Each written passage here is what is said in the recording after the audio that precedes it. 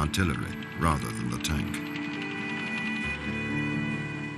General Guderian, however, clearly appreciated the decisive role that armored divisions would play in future conflicts. He saw tanks as providing crucial mobility in an attack. He developed the use of tanks as the main weapon in a division. Not like the French, who spread their tanks over several divisions, instead of concentrating them in one key point. With this concept of key point concentration in panzer divisions, we entered the war, despite the fact that the Allies had more tanks.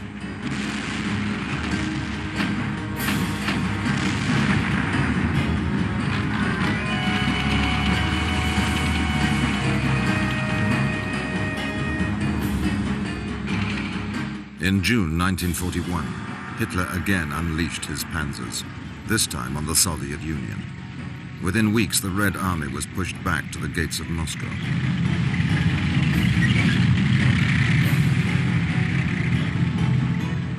The victorious panzer divisions seemed indestructible. They considered their tanks superior to anything the enemy could produce. But in the autumn of 1941, the Germans were taken by complete surprise when the Russians deployed a new tank. Developed in great secrecy, the Russian T-34 outgunned and outperformed the German panzers. Soon the T-34 appeared. And that was an amazing surprise for us, because we didn't know that this vehicle existed. The T-34 turned out to be an equal opponent indeed, and we struggled quite a bit against it. The first appearance of the T-34 had not only inflicted severe losses on the German tanks, it deeply shocked the High Command. They knew that once the T-34 went into mass production, defeat would be a very real possibility. Hitler was furious at this setback. He ordered his designers to build a bigger and better tank that would level the playing field. Hitler became personally involved in setting out the specifications, which included a high-velocity gun, thick armor, and a top speed of 30 miles an hour. Early prototypes of this new tank, designated the Panzer Mark VI, were quickly built by established German companies: MAN, Daimler-Benz, Henschel and Porsche. By 1942, only two frontrunners were left in the race: Porsche and Henschel. Both companies prepared a demonstration of their tanks on Hitler's birthday, April the 20th.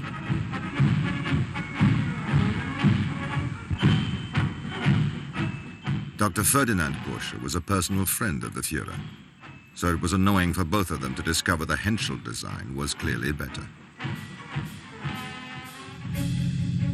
Of the three basic characteristics of any tank, firepower, armor, and mobility, the German designers favored firepower.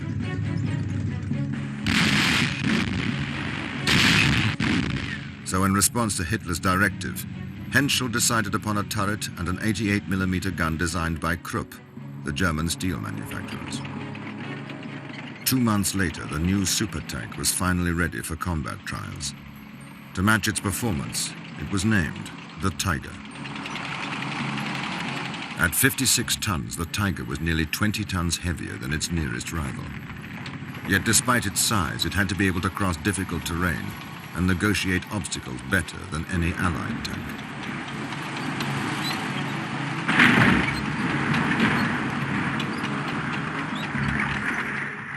Adolf Hitler was in love with the Tiger tank.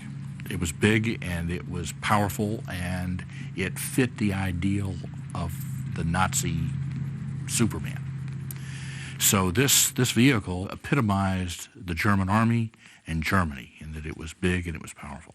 In late 1942, frontline units received their new wonder weapon, equipped with the most lethal tank gun in existence, the 88mm. It would not take long to discover if the Tiger proved to be the battle-winning tank that Hitler badly wanted.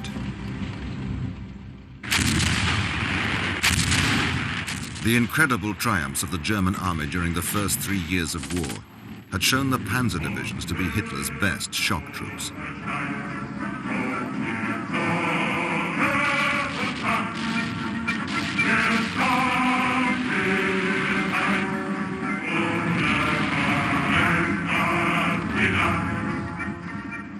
The panzer spirit of determination, cunning and cool-bloodedness had ensured rapid victory on the battlefield.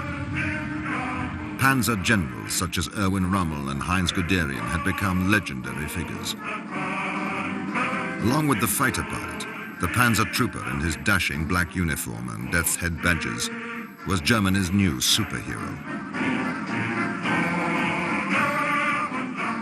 Alfred Rubel was eager to join the panzers when war broke out in 1939. The panzers were seen as elite troops in the army, which was expressed simply through our black uniform. We were certainly proud. We were young men, after all. When the Tiger tank was first introduced in 1942, only the best crews were selected. They were the elite of the elite. Crews for the Tiger were recruited exclusively from experienced soldiers who had already served in other tank units during the war. Our training commenced with theory in the lecture hall, followed soon afterwards with practical on the actual machine. So eine gute Maschine soll natürlich gepflegt werden.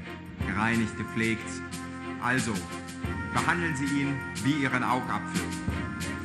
Instructors explained the Tiger's advanced technology, using pamphlets about the care and maintenance each trooper was expected to carry out.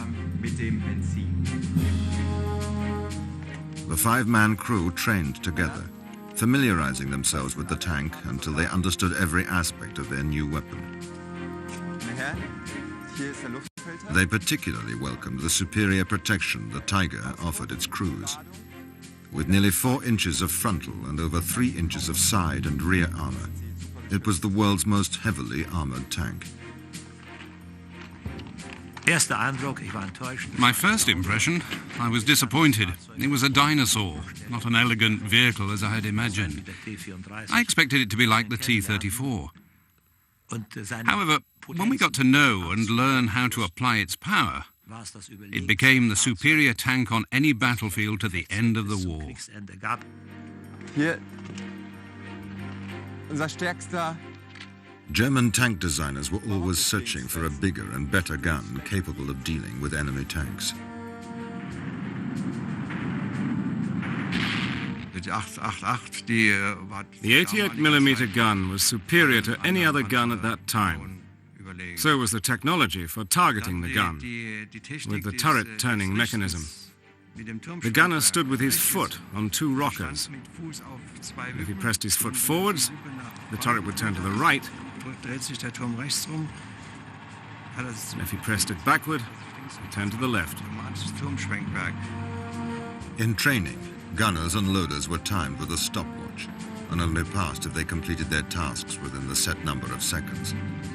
Some of the top crews were even trained by Luftwaffe instructors, experts on the 88mm gun.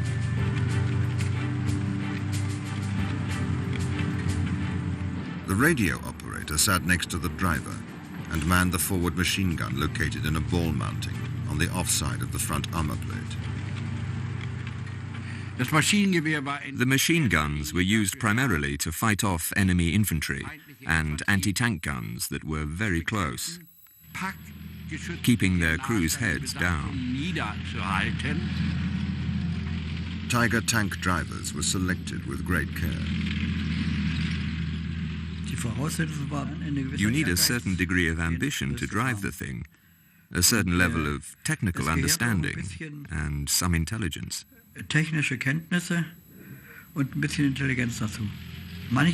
Some people were afraid and claustrophobic in the tank, but you couldn't have that.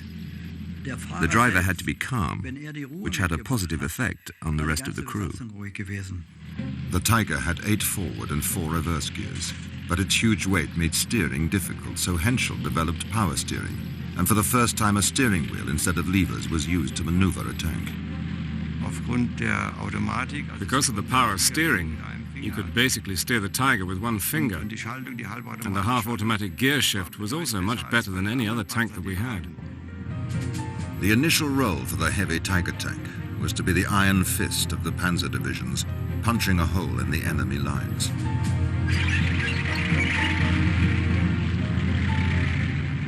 A panzer division, the cornerstone of German strategy, usually consisted of a panzer regiment, about 200 tanks, divided into 3 battalions.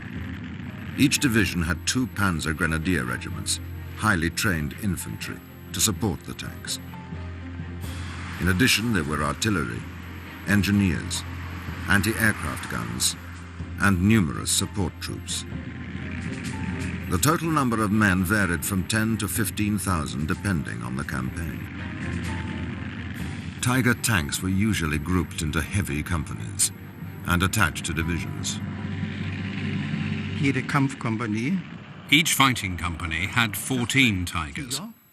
And then in each company we had vehicles for maintenance troops, company vehicles for logistics, fuel provisions, ammunition supply, food, and so on. Fuel is the lifeblood of tanks, and with the Tiger consuming 2.5 gallons per mile, the all-important fuel trucks were never far away. The Tiger is an engineering marvel. The vulnerability, though, is not the tank. It's everything that goes with it. It's the ammunition truck. It's the fuel browser that goes along with this. You attack that, the tank is useless. Tiger units often included light and medium tanks such as the Mark IIIs and IVs. These tanks were needed to perform numerous duties for which the Tiger was not suited, like scouting and escort duties. This left the Tiger to do what it did best, destroying the enemy at long range. The Tiger tank, with its highly trained crews, soon became a legend. Its sheer size and appearance, together with its large, deadly gun, was about to make the Tiger a battle winner.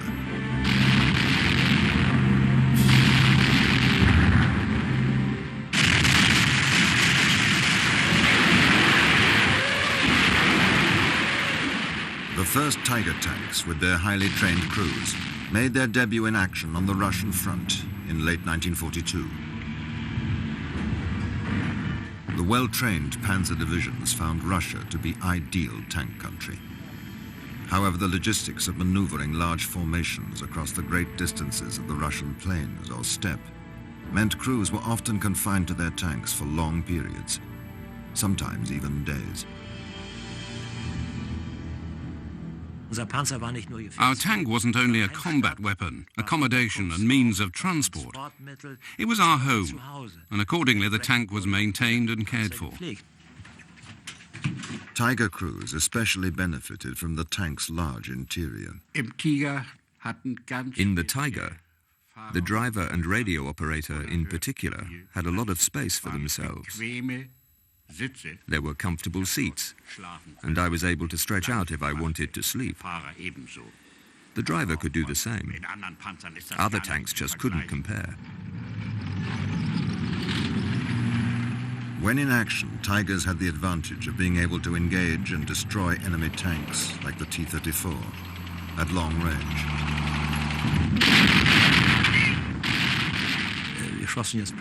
We could now hit targets from a distance we had only dreamt of before. The tank commander would announce the target, and the gunner would choose for himself when to open fire. Only bad commanders interfered with the gunner until he actually opened fire. An encounter with a Tiger on the battlefield was a daunting prospect for the Russian T-34 crews. You did get a little shiver when you met a Tiger tank. Not only because it was so powerful, but because we were young, and this tank was frightening. It was more powerful than the T-34.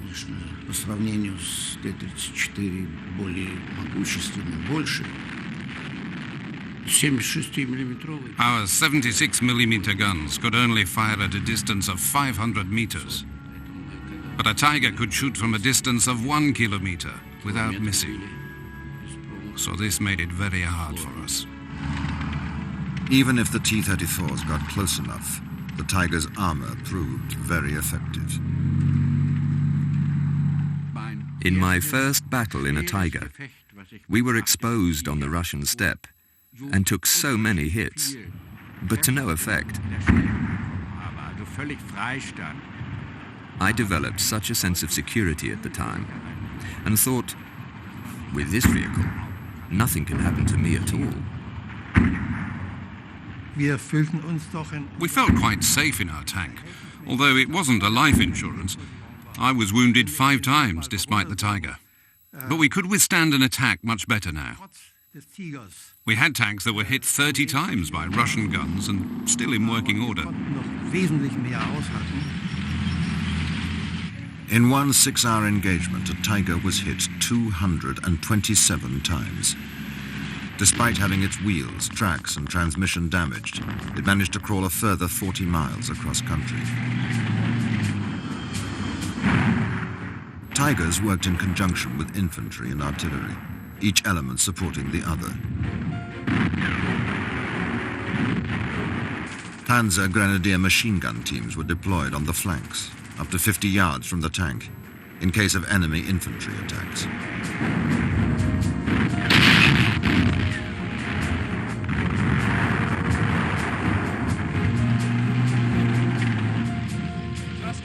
Tiger commanders had excellent radio communications with their crews.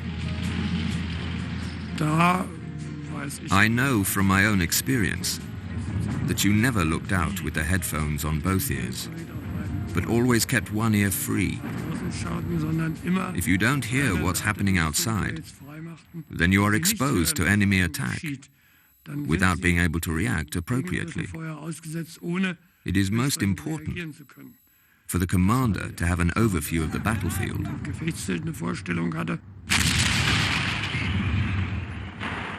With a well-trained crew, the Tiger commander concentrated on searching for targets, always preferring to keep his hatch open. I had to have my head outside of the turret so that I could oversee everything. If there was an anti-tank gun firing, you could then sense what was going on. If the hatch was closed, then you would only have a limited view. Tiger Ace, Otto Carius, seen here wearing the Knight's Cross for bravery, is credited with destroying over 100 Allied tanks. A dangerous, yet essential tactic for a commander was to make a reconnaissance on foot. From ground level, he would gain a more realistic picture of where tactically to place the heavy Tiger. On one occasion, Carius, observing enemy tanks from a Panzer Grenadier trench, was caught in a surprise infantry assault. The Russian machine gun fire was very heavy, and I was shot through the thigh, and I was unable to run back through the trench. Carius sent his orderly back for help as the Russian infantry reached his trench. I got a bullet in my arm and another through my back. I could hear my own tanks coming. But the Russian officer was nervous. He could see I was a highly decorated commander and saw my maps and wanted to take me alive. But he realized it was too late for that and shot me again, which went through my neck. And then my tanks arrived. Although Otto Carius sustained 5 serious wounds, he recovered and returned to the battlefront 9 months later.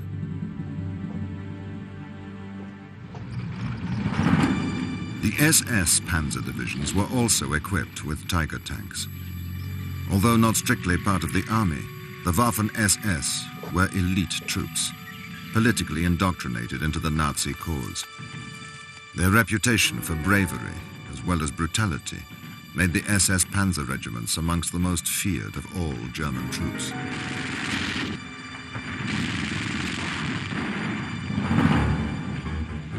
In June 1944, 2 battle-hardened SS Panzer divisions, armed with Tiger tanks, were ordered from the Russian front to France, where the long-awaited Second Front had begun.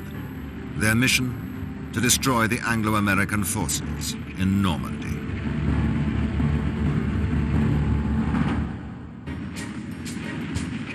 In June 1944, 2 panzer divisions armed with the mighty Tiger tank were dispatched to Normandy.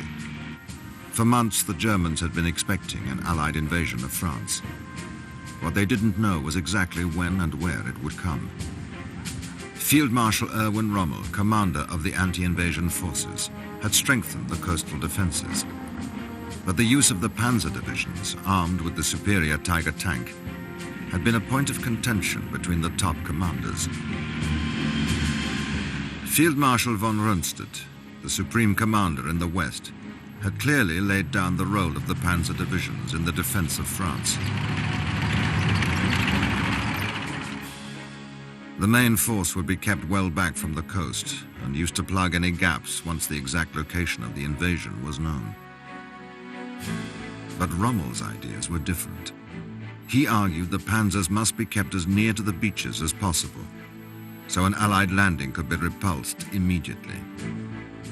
Hitler intervened in the argument and reserved the right to deploy the panzers himself. Unfortunately for Rommel, the panzers were not used to repulse the Allied landings. Incredibly, Hitler was unavailable to order their use. By the time they eventually did arrive, they were too late. The Allied beachhead was already established. The 2 SS panzer divisions transferred from the Russian front, however, went into action, immediately deploying their Tiger tanks against the Allies.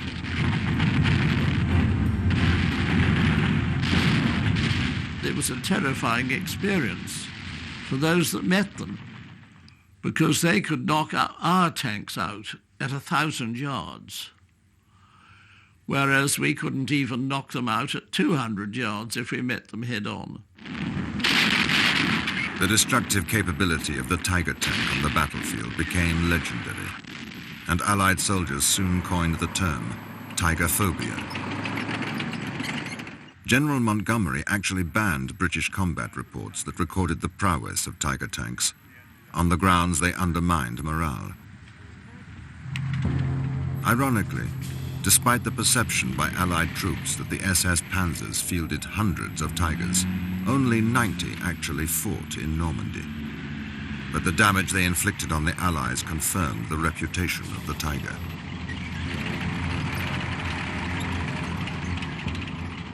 The most impressive exploit achieved by a Tiger unit in Normandy took place on the 13th of June 1944, 7 days after D-Day. That morning, several British tanks were advancing out of the French town of Villers-Bocage. The long, narrow road forced them to travel in single file with their headquarter vehicles in the center. Unknown to the British, a group of 5 Tiger tanks, under the command of SS Lieutenant Michael Whitman, were hiding nearby.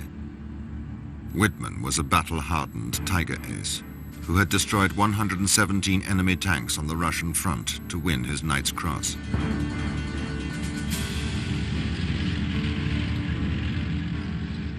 Dispersing his other tanks to different strategic points, Whitman's Tiger entered the town. Catching the British by surprise, he destroyed 3 tanks before maneuvering his Tiger into a position to attack the British column from the rear. And then through the smoke suddenly emerged this huge tank. It moved its gun very slightly and fired. It was a crash, and the shell went through the front of the tank, between my legs. I could feel a tingling each side, so I know it must have gone between my legs, and landed up in the engine.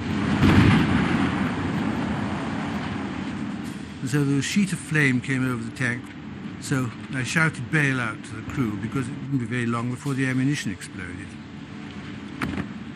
Within 2 minutes, Whitman's tank had left 13 British vehicles burning in the road.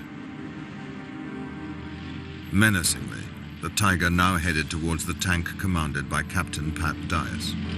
I fired at a Tiger at 100 yards, and the shot just bounced off, which is a bit disheartening. Dias managed to reverse his tank into a garden out of sight as Whitman passed by. He then decided to ambush Whitman from behind, but before he could fire, the Tiger had turned. We met head on, which was not good news. And I fired at him twice, and as before they bounced off. He then fired at me once, which did not bounce off. It killed 2 of my crew, and I was literally blown out of the top.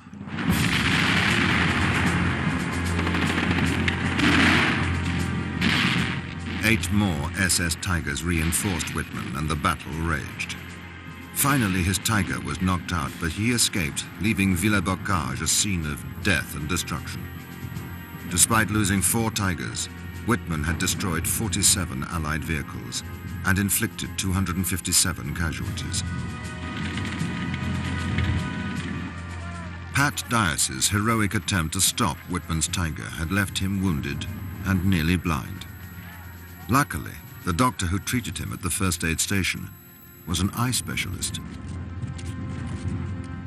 He put a great big magnet over my eyes and brrr, brrr, and out jumped all the little bits of steel. And he said, if those had stayed in for 24 hours, you would have been blind for life. The encounter at Villers-Bocage had demonstrated, despite overwhelming odds, how lethal a well-commanded Tiger could be in close-quarter combat. Whitman himself, I could not but admire him. He was tough, he was bold, and ruthless. A fine example of a German tank man. 8 weeks after Villers-Bocage, Michael Whitman was killed when his Tiger was ambushed by a British tank.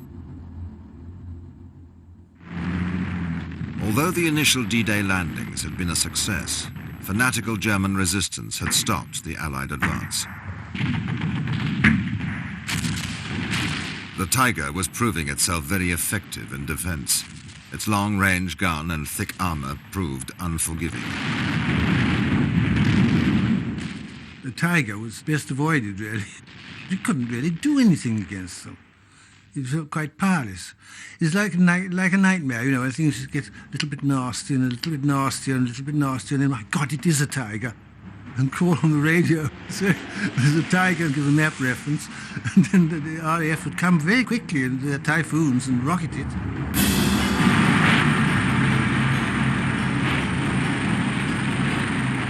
On July the 18th, 1944, Operation Goodwood was launched as the first phase of the Allied breakout in Normandy.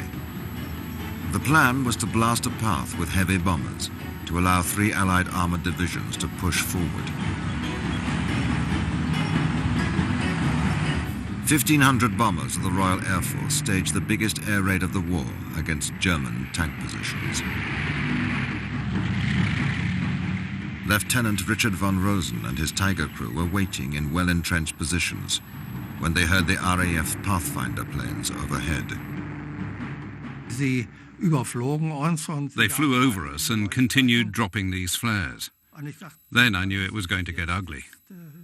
Although what was going to happen at that stage, I couldn't even imagine.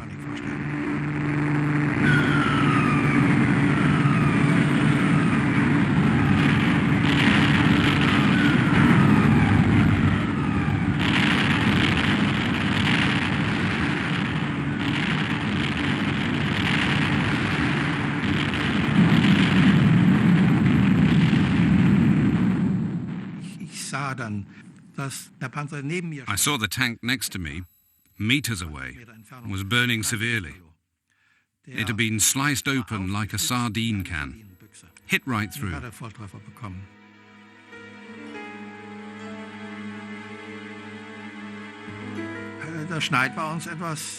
Our courage was somewhat diminished. We'd never seen anything like it.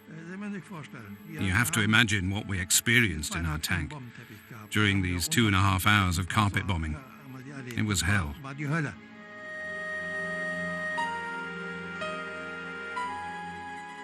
By late August, all German resistance in Normandy collapsed. The German 7th Army lost 250,000 men and thousands of tons of material. Despite its success, the landscape of Normandy had not allowed the Tiger tanks to be used to their full potential. The Tiger probably made a difference on the Eastern Front, where the Germans faced a target-rich environment, and it's good tank country. When you get it into an area where it's closed, like a city or a lot of places in Western Europe, where the terrain is closed down and you can't see 2,000 meters, it loses a lot of effectiveness in that it doesn't have the fields of fire that it would have in Russia. Despite his empire collapsing around him, Adolf Hitler still pursued his dream of a bigger and better tank. Incredibly, at this late stage in the war, the Third Reich found the resources to produce the even more powerful King Tiger.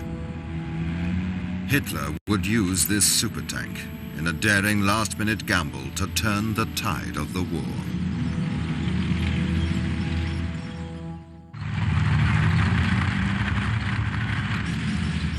By late 1944, the German armies were in retreat on all fronts.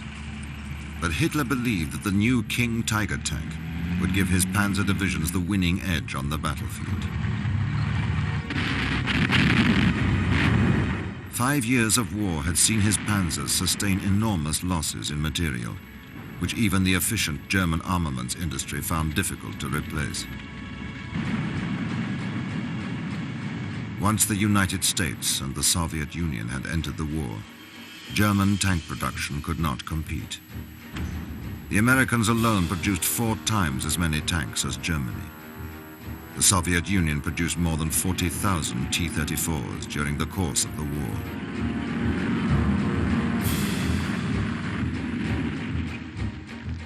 But Hitler was obsessed with super heavy tanks. He believed that superior weapons were the key to victory. They were, however, expensive. A Tiger tank took 300,000 man-hours to build at a cost of 800,000 Reichsmarks, the same as 3 fighter planes. To solve their manpower problems, the Nazis staffed their factories with enforced labor. This actually hampered German mass production, as it took far longer to build the sophisticated Tiger tank, with many needless man-hours being wasted, whereas the American Sherman and the Russian T-34 tanks were far more suited to mass production by relatively unskilled workers. The new King Tiger was introduced onto the battlefield in late 1944. At 70 tons, it would be the largest tank in service during World War II. Its long-barreled gun could deal with any tank with apparent ease. Panzer Commander Richard von Rosen is seen here inspecting his battle group of King Tigers. The King Tiger had a similar shape to the T-34. It had sloping armor, not the square shape of the Tiger I. In the West, the enemy tanks didn't give us a headache, neither the Sherman or the bigger version, the Firefly, with its bigger gun. None of this was a problem for us. The Ardennes counteroffensive, known as the Battle of the Bulge, began on the 16th of December 1944. It is the one battle of the war most closely linked with the King Tiger tank. Hitler ordered 10 panzer and 14 infantry divisions to break through the Ardennes forest in Belgium, seize the port of Antwerp, and sever the Allied supply line to their northern armies. One King Tiger battalion was placed in an SS battle group spearheading the advance. Using the poor weather to their advantage, the German troops completely surprised the Americans, throwing them back in disarray within the first few days. A German breakthrough looked imminent. Although the Germans only deployed about 150 King Tigers, their reputation completely outweighed the impact of their numbers. Initially, during the Battle of the Bulge, when the King Tiger was used against American troops, it panicked them. They'd never seen anything that big. So they were caught completely by surprise. Here they are, supposed to be in a quiet front. The next thing you know, they have this monstrous, huge King Tiger rolling down on top of them. And it shocked them. it was hard to recover from this initial panic. But the Germans soon discovered they had made a tactical blunder in using King Tigers, despite its lethal killing power, to spearhead the offensive. Because of its size, the King Tiger was not suited to rapid maneuvering through the narrow roads of the hilly and heavily wooded terrain of the Ardennes. They're operating in mud and slush, snow. And because it was so huge, the German engineers would have to build special bridges for it and raft these things across. The attack bogged down. When the SS tank crews ran out of fuel and ammunition, they were forced to fight their way out on foot, after first destroying their own King Tigers rather than see them captured. The desperate nature of the fighting experienced in the Ardennes counteroffensive became evident in one incident when 77 unarmed American prisoners were brutally massacred by the SS near Malmedy.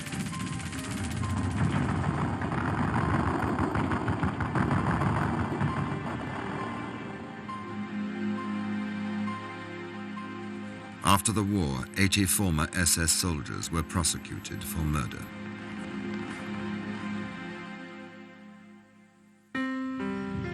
The Germans sought to maintain the initiative by redeploying their remaining King Tigers to the town of Bastogne, which had been surrounded earlier in the offensive.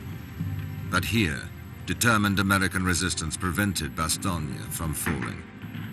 A hard battle was fought for this strategic position, but even the King Tigers could not turn the tide.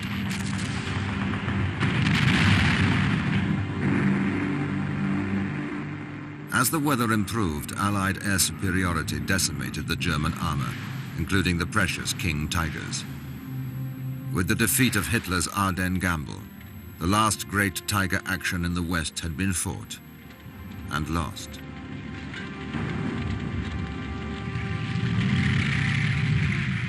Germany's defeat was now just weeks away. The few Tigers remaining in Hitler's diminishing arsenal were used mainly on the Eastern Front. The war was lost. Everybody knew that. We only wanted to keep the Russians as far away as possible from the German border. That was our motivation. During the final 2 years of the war, the Panzer troops had fought with distinction through the great battles on both East and West fronts. Their skill and discipline in defense, often against overwhelming odds, had pushed the Allies to the limit. People tend to underestimate how good the Germans were, and they also thereby underestimate how good we were. Throughout its operational life, the Tiger tank was rushed to every crisis, and its crews fought on every front. Its performance in battle became legendary. I wouldn't have wanted to go into battle in any other tank but the Tiger, because it was superior in every aspect to every other tank we had. The Tiger was, for me, the best tank that existed. It had its flaws, which you got to know, but you could live with that. Life in a Tiger crew, commanding a Tiger company, was, for me, the highlight of my time as a soldier. The Germans were unable to produce such an advanced weapon in the numbers needed to save the Third Reich. Yet even with the defeat of Nazi Germany, the reputation of the Tiger endures. During World War II, the Tiger tank is absolutely superior to the American M4 Sherman or the Russian T-34. But in the end, they only made 1,300 of them. And overall, that's a drop in the bucket. But, having said that, the tank's going to go down in military history as one of the great tanks of all time.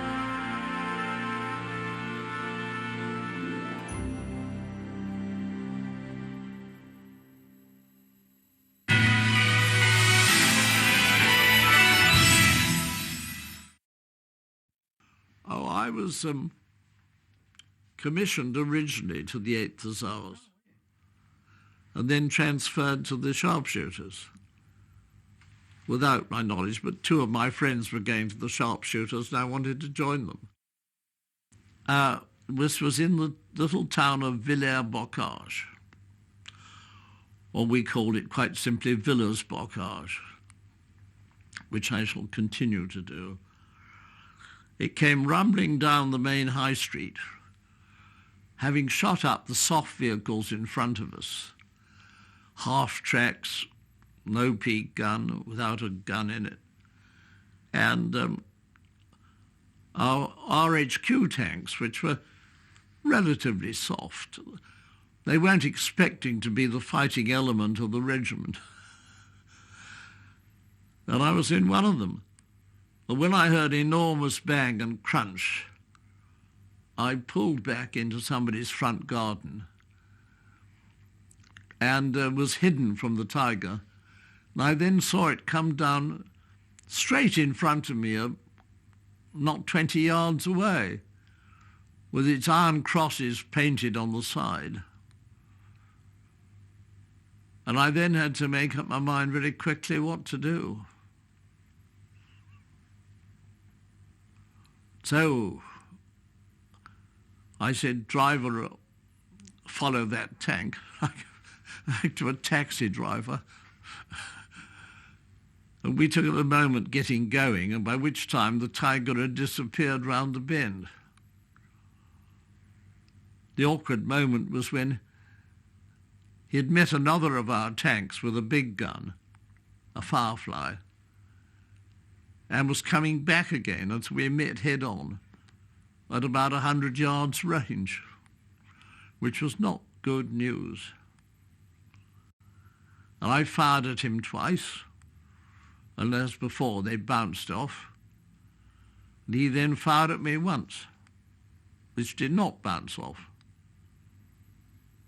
It killed two of my crew, and I was literally blown out of the top. Luckily. No, I don't know what he did. It came through and made an awful mess inside the tank and killed the wireless operator and gunner beside me. So I was lucky to get blown out the top, landed on the street, and I nipped across to another of our tanks, which had been knocked out. And there was the dead driver sitting in his driving seat with a hole right through the middle of his head, and not a drop of blood. Yes, I was wounded. I got shot in the face with shrapnel and bits of steel, and in the eyes. And when I eventually, with the help of a French girl,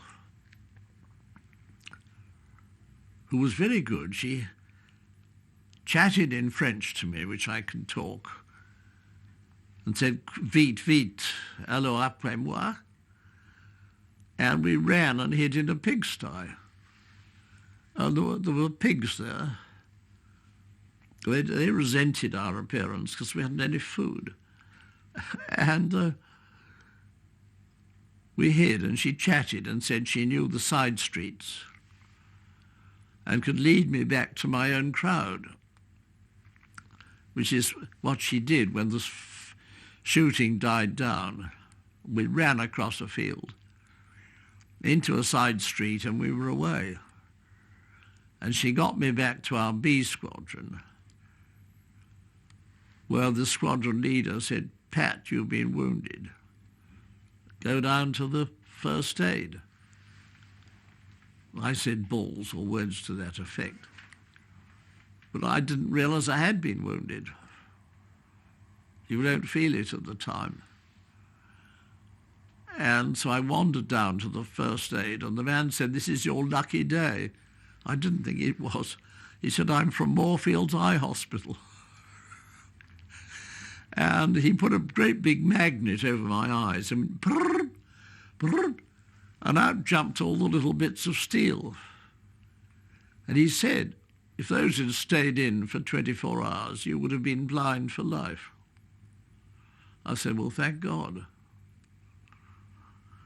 And he bandaged me up, and I went back to the squadron leader.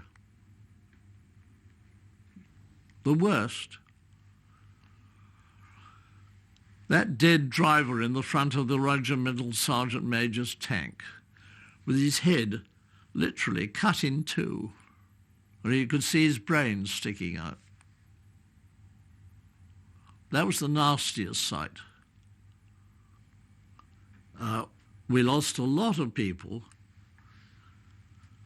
and I came in touch with the commandant at Bovington, which is our tank headquarters, a few years ago on a sailing venture. I'm very keen on sailing. And he asked me which regiment I'd been in, and I told him. And he said, you were the most famous armoured regiments in the British Army. You had more battle honours, more casualties, and more decorations than any other regiment.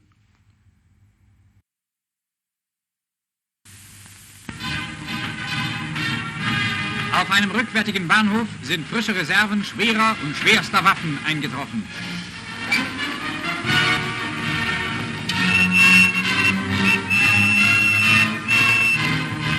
Panzer und Artillerie auf Selbstfahrlafette werden entladen. Sie werden schnellstens an die Front geworfen.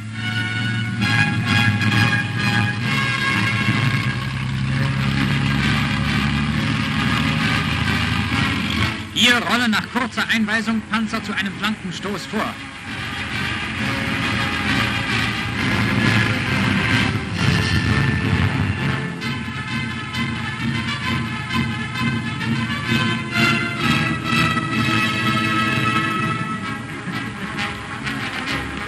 Infanteristen warten in der Bereitstellung auf den Einsatzbefehl.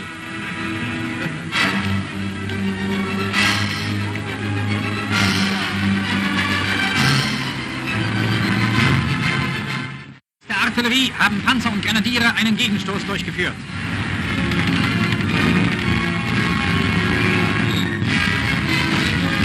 Feuerberührung mit der Feindspitze.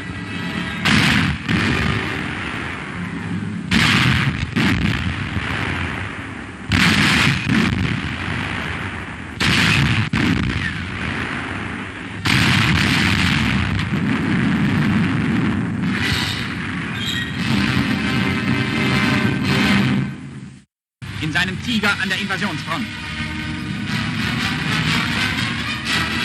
SS-Panzer rollen vor. In engen, laubverdeckten Hohlwegen, in dschungelartigen Waldpfaden liegen weit auseinandergezogen die Grenadiere in ihren Stellungen. Stündlich wechseln hier Angriff und Abwehr aller Waffen.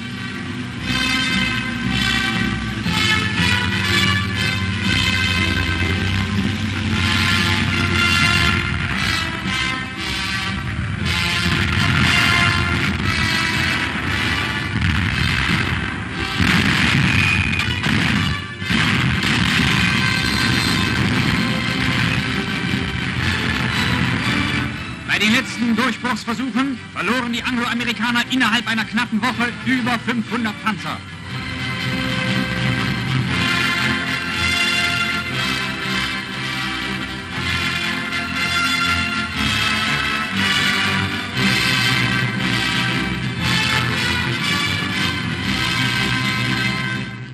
$780,000